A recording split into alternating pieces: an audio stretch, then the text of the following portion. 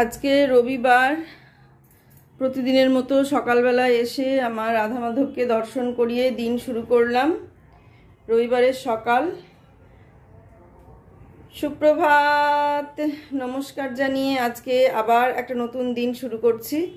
নতুন দিনে নতুন সকালে তোমাদের সামনে আবার একটা সুন্দর নতুন ব্লগ নিয়ে চলে আসলাম। আমার ঘরে বাইরে লাইফস্টাইলে তোমাদের সবাইকে স্বাগত জানাচ্ছি। তোমরা এসো, দেখো সারাদিন আমি কি করছি। আশা করছি তোমরা নিশ্চয়ই ভীষণ ভালো আছো আর আমিও ভালো আছি। কয়েকদিন ধরে আমি সেইভাবে ব্লগ দিতে পারছি না তোমাদের সামনে, বা ঘরেও আসতে পারছি না। আজকে চেষ্টা করছি এই ঘরের কোনো একটা ব্যবস্থা করার। দেখতে থাকো আর আমার সঙ্গে থাকো।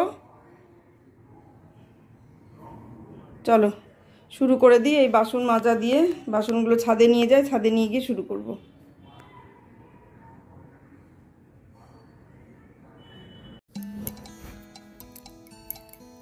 অনেক কদিন পর আবার ঠাকুর ঘরে ঢুকলাম। সেই পয়লা বৈশাখের পুজোর পর থেকে সেভাবে ঠাকুর ঘরে ঢুকতেও পারিনি। রোজই তোমাদের সঙ্গে বলি যে আজকে এগুলো মাজা ঘষা করবো, গুছাবো, কিন্তু সেগুলো করা হয় না। আজকে সকাল থেকে সেইটা সেই জিনিসটা মাথায় রেখে আর কি আমি দেখলাম যে না, আজ যত শরীরের কষ্টই হোক আমাকে করতেই হবে। সেই কারণে আমি দেখলাম জোর দিয়ে করেই ফেলি, যে যত ফেলে রাখবো, যত ভাববো যে আজ না কাল, ওটা ভাবতে ভাবতে সেটা হয়েই ওঠে না, থেকেই যায়, পড়েই থেকে যায়। সেই জন্য আমি দেখলাম যে দরকার নেই, করে ফেলি। তারপর যা হয় হবে। শরীরে যদি কষ্ট হয় তো কষ্ট হবে, তখন আবার তারপর আবার রেস্ট নেওয়া যাবে। কিন্তু কাজগুলো না করলে খুব মুশকিল হয়ে যাচ্ছে। বাসনগুলো এখানে সব নামানো হলো। এই দেখো, সব না, শুধু স্টিলের বাসনগুলো, স্টিলেরগুলো এখানে সব নামানো হলো। আর পিতলেরগুলো ঘরে রাখা আছে, ওগুলো আবার পরে নিয়ে আসবো। এগুলো আগে এক এক মেজে নিই, আমরাই মাজবো, কাউকে দিয়ে মাজাবো না, নিজেরাই মেজে নেবো। এই যে দেখিয়েছি যেগুলো অগোছালো হয়ে আছে সেগুলো আবার দেখিয়ে নিলাম। এই অগোছালো জায়গাটা পুরোটা এখন আমি গোছাবো। দেখতে থাকো, যতটা পারি ততটা গোছাবো। আর এখানে এই যে সমস্ত কিছু বাসন মাজা হলো ছাদে নিয়ে গিয়ে, কিন্তু পিতলেরগুলো শুধু বাকি আছে। পিতলের বাসনগুলো আবার পরে মাজবো। কিছু বাসন বারান্দায় আছে আর কিছু এখানেই দেখো আছে।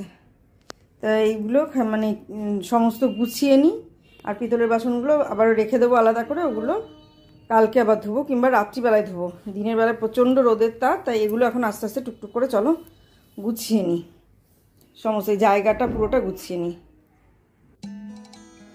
ছাদে তো প্রচণ্ড রোদের তাপ, খুব কষ্ট হয়েছে বাসন মাজা, ওগুলো ধোয়া মোছা করা, ভিডিও করতে পারিনি, এত রোদের তাপ ছিল। সে কোনো রকমের বাসনগুলো ওখানে কলের পাড়ে মাজা হয়নি, এদিকে টেনে নিয়ে এসে যেখানে ছায়া ছিল সেখানে বসে মেজে তারপরে ওখানে নিয়ে গিয়ে ধোয়া হয়েছে। না হলে অতক্ষণ ধরে রোদে বসে ওখানে মাজা সম্ভব ছিল না। তা এইভাবে মেজে নিয়ে এসে এখন নিচে নিয়ে আসা হয়েছে। এই দেখো, এখন গুছিয়ে নেওয়া হচ্ছে বাসনগুলো। গুছিয়ে নিয়ে তারপরে পুজো করব। আর গুছানো শুরু করে শুরুটা করেছিলাম একটু। তারপরে স্নানটা আমি দেখলাম যে দেরি হয়ে যাচ্ছে, কারণ গুছিয়ে তারপরে পুজো করে তারপরে স্নান করতে গেলে অনেকটা দেরি হয়ে যাবে। দেখলাম স্নানটা করে নিয়েই গুছাতে শুরু করি, তাহলে একবারে গোছানো কমপ্লিট হয়ে গেলে ঘর ঝাড় দিয়ে পরিষ্কার করে মুছে টুছে ঠিক করে নিয়ে তারপরে আবার পুজো দিয়ে দেব। তা ঠাকুরঘর ঝাড় দেওয়ার কথা যেটা বলছি, বলতে যাচ্ছি আর কি তোমাদের সঙ্গে, যে ঝাড় দেওয়ার জন্য আমাকে একজন কমেন্ট করেছে যে ঠাকুরঘর ঝাড় দিতে নেই।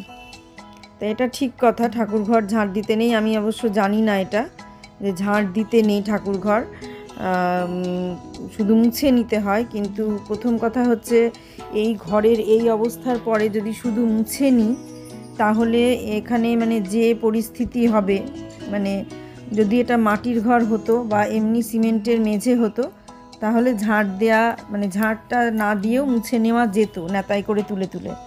কিন্তু এই মেঝেতে যদি আমি নেতাই করে তুলে নিই, এমনিতেই এই মেঝে মুছতে নিষেধ করে, কম মুছতে বলে, ঝাড় দিতেই বেশি বলে।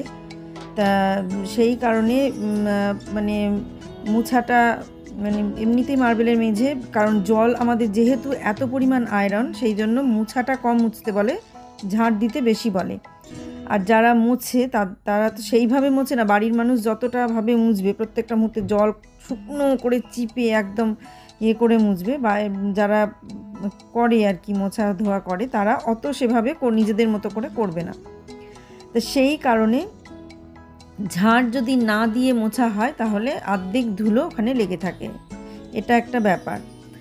মানে কাদা কাদা হয়ে যায়, ঘর নিকানো মতো হয়ে যায়। মাটির ঘর হলে সেটা সম্ভব, নিকিয়ে দিলাম হয়ে গেল, তাও ঝাঁট দিতে হয় মাটির ঘরে।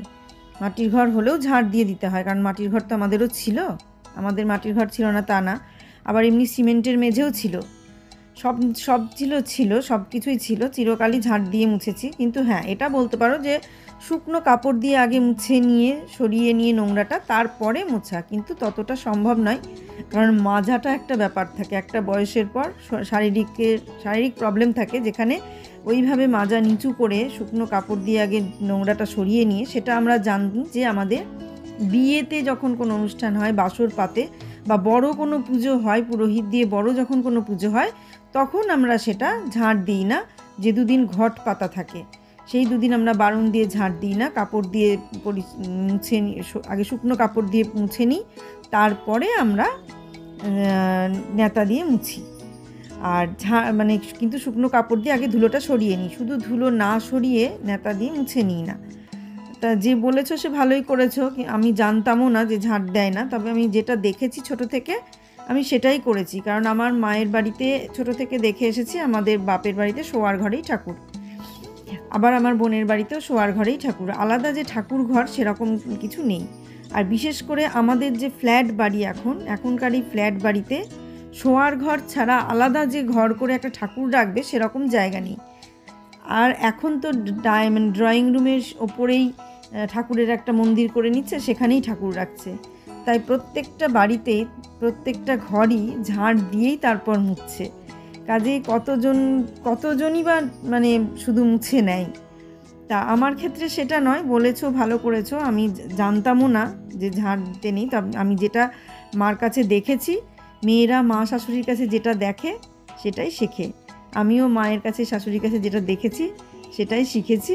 কাজেই আমাদের বাপের বাড়িতেও আমি দেখেছি, আমাদের শোবার ঘরেই ঠাকুর আছে এক কোনায়, আমার মা প্রতিদিন সে ঘর ঝাঁট দেয়, মোছে। আবার কি হয় সেটা আমি জানি না, ঝাঁট দিলে কি ক্ষতি হয় বা কেন দেয় না সেগুলো আমি কিছুই জানি না, তবে আমার মাকে ছোট থেকে দেখেছি ঘর ঝাঁট দিয়ে তারপর মুছতে, কারণ শোবার ঘরেই আমার মায়ের ঠাকুর থাকে। আর আমার বোনেরও তাই, ঝাঁট দিয়েই তারপর ঘর মোছে, শ্বশুর বাড়িতেও তাই ঝাঁট দিয়েই মোছে। কাজেই আমি সেটাই শিখেছি, আর এখন আলাদা করে নতুন করে আর মানে অত কষ্ট করতে পারবো না গো, মানে মাজাটার প্রবলেম আছে, আমাকে পরিষ্কার করতে গেলে বারণ ছাড়া যদি করতে হয়, আমি না ঝাঁট দিয়ে মুছতে পারবো না। এটা আমার হয়তো একটা খুঁতখুঁতি বলতে পারো বা কিছু বলতে পারো, কিন্তু সেটা পারবো না, তুমি কিছু মনে করো না, আমার মানে ওটা আমি পারবো না। হ্যাঁ, কখনো যদি আমি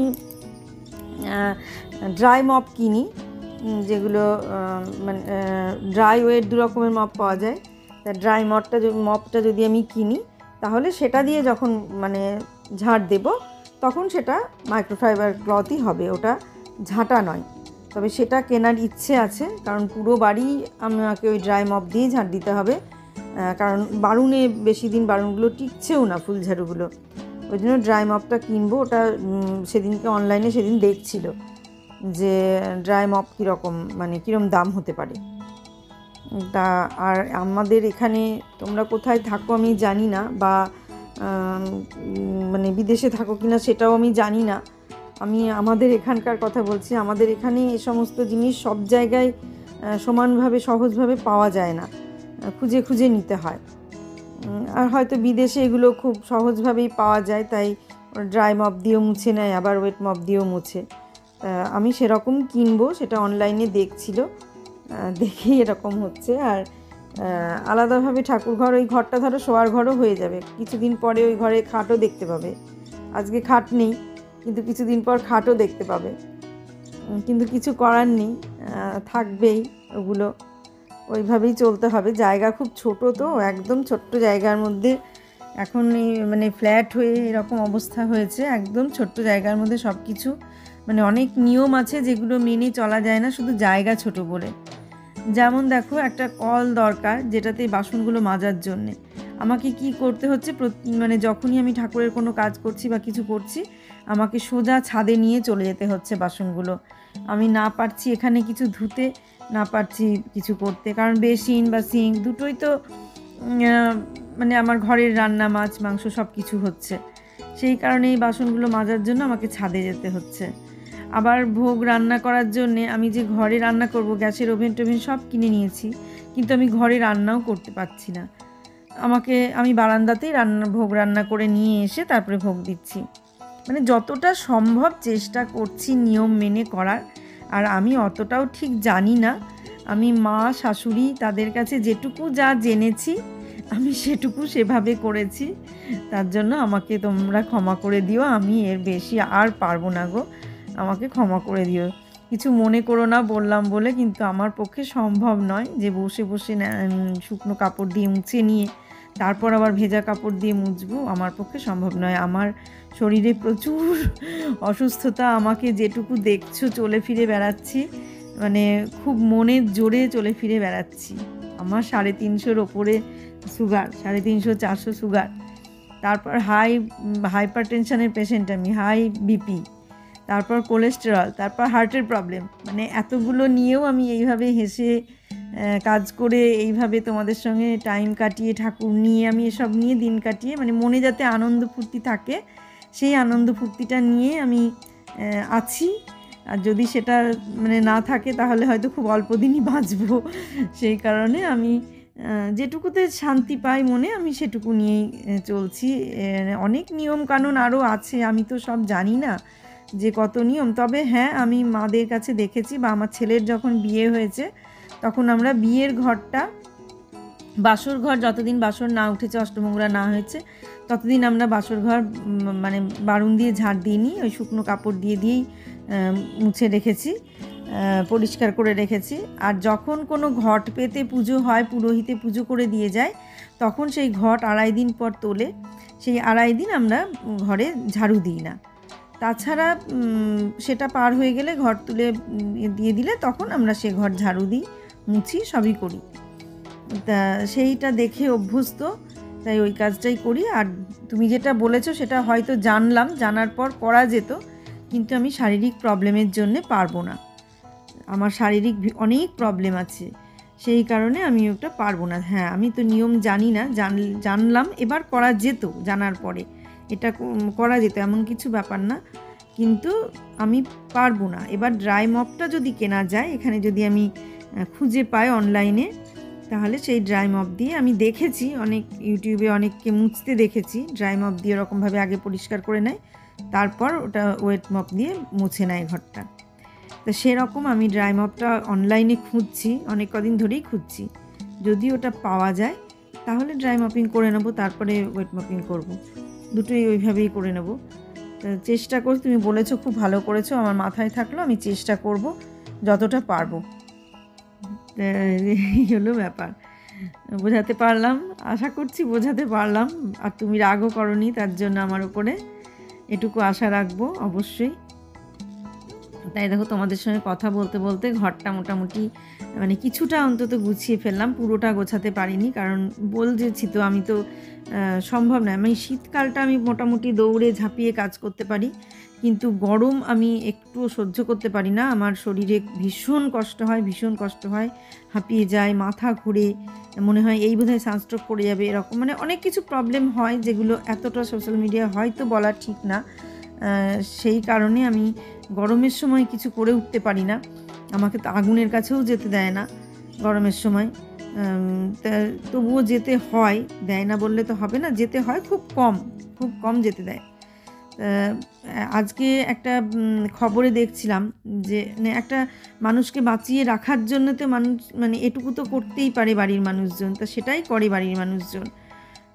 মানে একটা মানুষকে বাঁচিয়ে রাখার জন্যে তারা আমার অনেক কিছু মানে মেনে নেয়। শুধু মানে ছেলে, আমার হাজব্যান্ড, আমার ছেলে, এরকম অনেক কিছু মেনে নেয়, মানে দেখে যে মানুষটা পারছে না, তখন তাকে দিয়ে জোর করে না। ছাদে জামা কাপড় মেলতে গেলেও আমাকে বলে তুমি ছায়ায় দাঁড়িয়ে থাকো, আমি মেলছি। এরকম কিছুটা হয়তো যখন দেখি সকালের দিক রোদটা কম, সেই সময়টা আমি মেলে দিই। শীতকালটা আমি যাই রোদ পারি, কিন্তু গরমকালে আমি অনেক কিছুই করতে পারি না। আবার আজকে একটা খবরে দেখছিলাম, একটা ছেলের বউ তার নিজের লিভার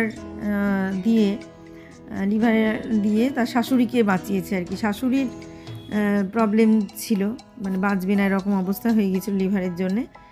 ছেলের বউ সে লিভার দিয়ে শাশুড়িকে বাঁচিয়েছে। তা এরকমও হয় যে একটা মানুষকে বাঁচিয়ে রাখার জন্যে অনেক কিছু মানুষকে মানে ত্যাগ করতে হয়, আবার ভোগ করতে হয়, অনেক কিছু করতে হয়। যেরকম সেই ছেলের বউ তার শাশুড়ির জন্য নিজের অতটা জিনিস ত্যাগ করেছে, সেরকম আমার বাড়ির মানুষও আমার জন্য অনেক কিছু করে, অনেক কিছু, যাতে আমি মানুষটা একটু ভালো থাকি। কখনো সেরমভাবে কোনো কিছুতে জোর করে না, আমি যেটুকু পারি যেভাবে সেভাবে করি। কিন্তু আমি চেষ্টা করি মনের জোরে যে যতটা কাজকর্ম করে থাকা যায়, যতই আমি বসে থাকবো শুয়ে থাকবো তত আরও বেশি আমার শরীরকে ফেলে দেবে। সেই জন্য আমি চেষ্টা করি সকালের দিকে বা রাতের দিকে কাজ করার। মাঝখানে দুপুর টাইমটা আমি গরমের সময় কাজ করতে পারি না। আর খুব ছুটে বেরিয়ে কাজ আগে করতে পেরেছি, কিন্তু এখন সেই ছুটে বেরিয়ে কাজ করা, দৌড়ে ঝাঁপিয়ে কাজ করা, সেটা পারি না। ধীরে সুস্থেই কাজ করি, কিন্তু করি মোটামুটি সব কিছু, কোনো কাজই বাদ নাই, সব কাজই করি। তা আমার যেটা করার দরকার সেটা হচ্ছে সকালে হাঁটা, কিন্তু আবার ঘুমটাও দরকার। ঘুম হচ্ছে 7 থেকে 8 ঘন্টা ঘুমের দরকার, তাহলে আমাকে সকাল সকাল শোয়ার দরকার। কিন্তু এই ইউটিউবের চক্করে এসে আমার কিছুতেই সকাল সকাল ঘুম হচ্ছে না। এই সমস্ত ভিডিও এডিট করা, লাইভ করা, এটা ওটা, এই সমস্ত করতে গিয়ে আমার কিছুতেই মানে ঘুম মানে সকাল সকাল হচ্ছে না। ঘুম আস্তে আস্তে সেই রাত 1টা-1:30 বেজে যাচ্ছে। শুয়ে যে পড়ছি না তা না, সব কিছু ছেড়ে দিয়ে এসে শুয়ে পড়ছি, কিন্তু ওই যে ভিডিও এডিট করছি, তার ভয়েস দেয়া, ভিডিও রেডি করা, সব কিছু করতে গিয়ে আমার ঘুমাতে অনেকটা দেরি হয়ে যাচ্ছে। তারপর লাইভ করছি, আবার অনেকজনের লাইভে যাচ্ছিও, যেহেতু একটা কিছু করছি তাই এই জায়গাটায় দাঁড়াতেই হবে, এরকম একটা মানসিকতা এসেছে যে 1 বছর হয়ে গেল অথচ কিছু সেরকমভাবে ইমপ্রুভ হচ্ছে না। তো সেই কারণে আমি মানে চেষ্টা করছি যাতে আমার মানে জায়গাটাকে দাঁড় করাতে পারি। তা আমার বাড়ির মানুষজন ভীষণ সাপোর্টিভ, আমাকে বাড়ির যে যারা আছে, আমার ছেলের বউ, আমার বর ভীষণভাবে সাপোর্ট করে। আর বাইরের লোক সাপোর্ট বলতে মা বোন, ওরা তো শুধু দেখে সাপোর্ট করবে, তাছাড়া ওরা তো এসে আমার কাজ করে সাপোর্ট করতে পারবে না। ওরা দেখে সাপোর্ট করতে পারে, ওরা দেখেই সাপোর্ট করে, তা এই। আর তাছাড়া সেই কারণে, আর ওরাও জানে যে আমার এরম মানে সমস্যা, সেই জন্য কোথাও গেলে আমাকে জোর দিয়ে যে কিছু করতে বলা, সেটাও কিছু মানে বলে না আর কি। আমি আমার মতো যেটুকু পারি সেটুকু করি। মা তো বলেই না কিছু করতে, তাও কিছুই করতে বলে না। যাওয়াই হয় না মার বাড়িতে, খুবই কম, সে অত দূরে যাওয়া খুবই কম যাওয়া হয়। বছরে হয়তো 1বার কি যাওয়া হয়, কি 2বার যাওয়া হয় এরকম। আর বোনের বাড়িটা কাছে, বোনের বাড়িটা মাঝে মাঝে যাওয়া হয়, কিন্তু এই গরম পড়ে আমি আর কোথাও যেতে পারছি না, কারণ আমার পক্ষে এই গরমে বেড়ানো খুব কষ্ট। তবুও মাঝে সাঝে 1-8 দিন বেরোতে হয়, তাও এই কদিন মানে একটু তাও কম ছিল, কিন্তু যত দিন যাচ্ছে গরমটা তত বাড়ছে। এত হারে গরম বাড়ছে বলে আমার পক্ষে এত মানে সম্ভব হচ্ছে না বাইরে বেরোনো, কিন্তু হাঁটলে সকালেই হাঁটতে হবে, তা সেই সকালে হাঁটাটাও আমার হচ্ছে না।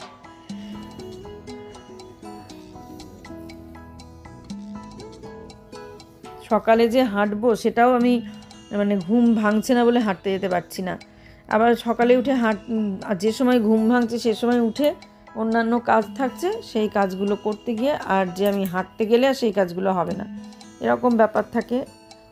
আবার এদিকে যদি তাড়াতাড়ি মানে জোর করে যদি ঘুম থেকে উঠে পড়ি, তাহলেও শরীরে কষ্ট হয়, তাহলে সেদিন আর আমার মানে খাড়া হয়ে যে হেঁটে চলে বেড়াবো সেটাও করতে পারি না, এরকম ব্যাপার আছে। আর আমি যেটুকু চলে বেড়াই, মনের জোরে চলে বেড়াই, মানসিক জোরটা খুব সাংঘাতিক, আমার বাড়ির মানুষ সেটা জানে। মানসিক জোর খুব সাংঘাতিক বলে আমি এখনও চলে ফিরে বেড়াচ্ছি, কারণ আমার চলে ফিরে বেড়ানোর মতন আমার মতন যাদের আছে তারা চলে ফিরে বেড়াতে পারে না। মাঝে মাঝে প্রেশার যখন বাড়ে তখন 200-র ওপরে প্রেশার উঠে যায়, হাই প্রেশার, পুরো হাইপার টেনশন, ঘুমিয়ে থাকলেও প্রেশার বেড়ে যায়, এই রকম ধরনের শারীরিক মানে কন্ডিশান আমার। কিন্তু আমি মানসিক জোর নিয়ে চলে বেড়াই। আমার চলে ফিরে বেড়ানো দেখে কেউ ধরতে পারবে না যে এই মানুষটার ভেতরে এত কিছু জমে আছে, এত কিছু আছে। আর আমি বাইরে প্রকাশ করতে চাই না, কিন্তু এই সোশ্যাল মিডিয়ায় হয়তো এক আধ সময় কোনো কারণে বলে ফেলি, এই আর কি। তা যাই হোক, ওটা যত বলবো ততই বেশি খারাপ হবে।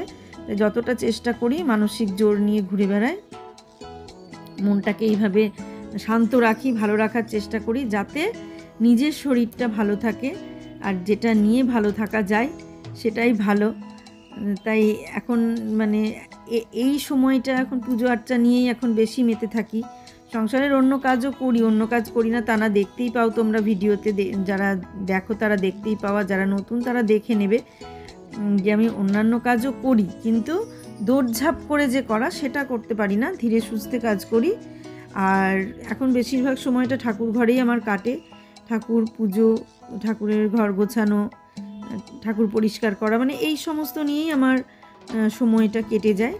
তোমাদের সঙ্গে কথা বলতে বলতে আমার পুজোটা প্রায় হয়েই গেল, আর একদম শেষের দিকে। আজকে আমি গুরুদেবকে লাল ফুল দিয়ে ফেলেছি, লাল তো নয়, এই গাঁদা ফুলগুলো দিয়ে ফেলেছি। তো দেওয়ার পর সে ফুল তো আর তুলে নেওয়া যায় না, সেই কারণে আমি ফুল দেওয়ার পরে আবার ওপরে কিছু সাদা ফুল দিয়ে দিলাম। আমার মাথাতেই নেই যে আমার গুরুদেবকে হলুদ ফুল দেয়া হয়ে গেছে বা লাল গাঁদা দেয়া হয়ে গেছে, গাঁদা ফুল।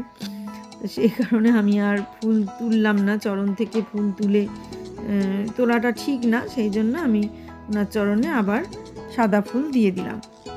তো এটা আমার ভুলটা, আমি ক্ষমা চেয়ে নিয়েছি যে আমার এই ভুলটুকু ক্ষমা করে দিয়ে তো সেটাই মানে চেয়ে নিয়েছি, কিছু করার নেই। আর সব ঠাকুরকে সব ফুলই দেওয়া যায়, কিন্তু সব ঠাকুরকে সব ফুল দেওয়া যায় না। তবে আমার যে কটা ঠাকুর আছে, এই যে ফুলগুলো আছে এগুলো দেওয়া যায়। জবা ফুলটা দেওয়া যায় না, যেমন শিবকে নাকি জবা ফুল দেওয়া যায় না। পুজো করতে করতে শেষের দিকে চলে এসেছি। আজকে আরতি করার সময় ঘন্টাও বাজাতে পারিনি, কারণ আর কি বলবো, বারবার একই কথা। পুজোটা শেষ করলাম, পুজো শেষ করে আজকের ব্লগটা শেষ করে দেব। তোমাদের কেমন লাগলো তোমরা জানাবে, পাশে থাকবে, সাপোর্ট করবে, একটু পাশে থেকো, আর এগিয়ে নিয়ে যেতে একটু সাহায্য করো। সাবস্ক্রাইব করো, লাইক কমেন্ট করো, দেখতে ভালো লাগলে সাবস্ক্রাইব করে দিও। সাবস্ক্রাইব করে পাশে থেকো, একটা লাইক করো, ছোট্ট করে একটা কমেন্ট করো, যাতে আমার তোমাদের মানে আমার ভালো লাগে ভিডিও করতে আরও। আর বেশি ভালো লাগলে পরিবারের মধ্যে, অন্যদের মধ্যে শেয়ার করে দিও।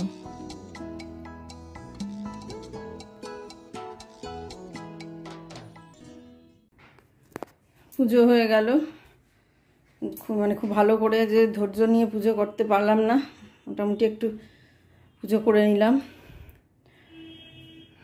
এই যে দেখে নাও গোপাল বাবাজিকে, দেখো, এই দেখো,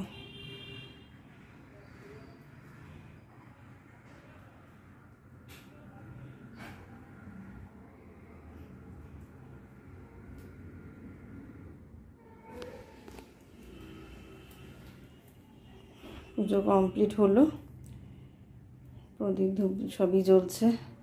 আজকে আর ঘন্টা বাজালাম না। আর এই জায়গাটায় মোটামুটি গোছানো হয়েছে, মোটামুটি এই দেখো গোছানো হয়েছে, মানে কিছুটা হয়েছে, পুরোটা হয়নি। এই জায়গাটাও কিছুটা হলো, এই যে কিছুটা হলো, মানে কিছু কিছু বাদ থাকলো যেগুলো, সেগুলো আর একটুখানি গুছাতে হবে। তাই অনেকটা দেরি হয়ে গেছে, আর করছি না। এগুলো পিতলের বাসন এই কটা বেরিয়েছে, এই কটা ধুয়ে নিতে হবে, তাহলেই মোটামুটি বাসন ধোয়া কমপ্লিট হবে। আর এখানে তো দেখলে এর মধ্যে কি সমস্ত কিভাবে রাখলাম সেগুলো দেখে নিলে। আর এইটুকু আবার হয়তো আগামী দিন গুছাবো, একদিনে আর পারলাম না, শরীরটার উপরে আর চাপ দিতে পারলাম না। আর কিছু কাচাকাচি আরও কিছু আছে, অল্প কিছু, সেগুলো কাচতে হবে। আর বাকিটা সব আলমারিতে, কালকে সব আলমারিতে পিতলের বাসনগুলো ঢুকিয়ে দেবো। এই আর এই জায়গাটাই অবস্থায় আছে। এই যে হয়ে গেল পুজো। এই দেখো, এখন প্রসাদ তুলবো, জায়গাটা পরিষ্কার করব।